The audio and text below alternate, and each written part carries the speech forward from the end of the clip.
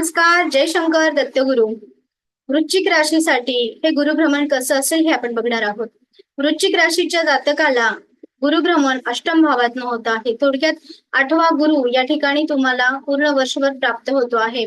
वृश्चिक राशीतून अष्टम भावातून होणारं हे गुरुभ्रमण कुंडलीच्या 12, 2 आणि 4 म्हणजे द्वितीय, व्यय आणि सुखस्थानावर दृष्टी देत आहे.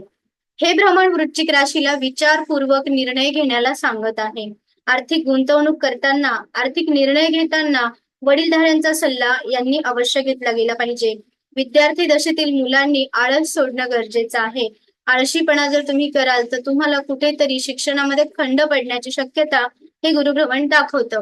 आपले मत मांडण्याचा जो अट्टाहास तुम्ही नेहमी करता, ते मत मांडण्याचा अट्टाहास बंद करा आणि कुणाचं तरी ऐकून घेण्याची क्षमता वाढवणं सुद्धा तितकंच गरजेचं राहील. कागदपत्रा संदर्भातील फसवणूक होऊ शकते. कुठलीही गुंतवणुकीच्या बाबतीमध्ये कुणालाही पार्टनरशिप मध्ये आणू नका. नवीन व्यवसाय सुरू करताना परिपूर्ण विचार करा. त्या व्यवसायाबद्दल पूर्ण व नियोजन असणं तितकंच गरजेचं आहे. अन्यथा तुमचा व्यवसाय पाहिजे तसा तुम्हाला नफ्यामध्ये घेऊन जाणार नाही.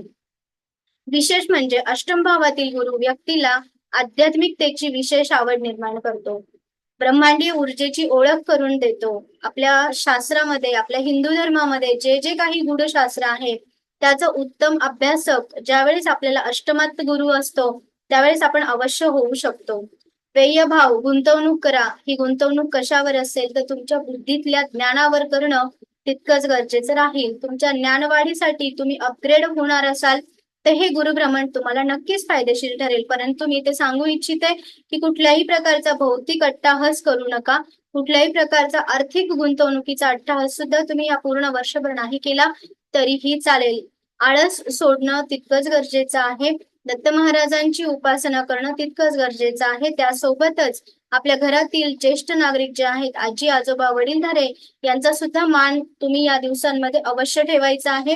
वृश्चिक राशीसाठी हे गुरुभ्रमण आध्यात्मिक दृष्टिकोनातून अतिशय उत्तम आहे. तुम्ही ध्यान धारणा, मौन या गोष्टींकडे जर वळालात तर तुम्हाला नक्कीच त्याचे फायदे दीर्घकाळासाठी लाभदायक ठरतील. मी तर वृश्चिक राशीच्या लोकांना एक महत्वाचा सल्ला देईल.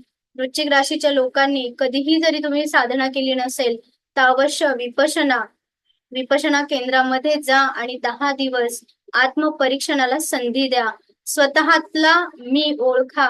तेव्हाच कुठेतरी हे गुरुभ्रमण तुम्हाला जे सांगायला आलंय ते तुम्हाला लक्षात येईल. कुठल्याही आर्थिक गोष्टींच्या मागे धावू नका. कुठलीही संधी जी फसवी आहे ती तुमच्यापर्यंत सहज येईल.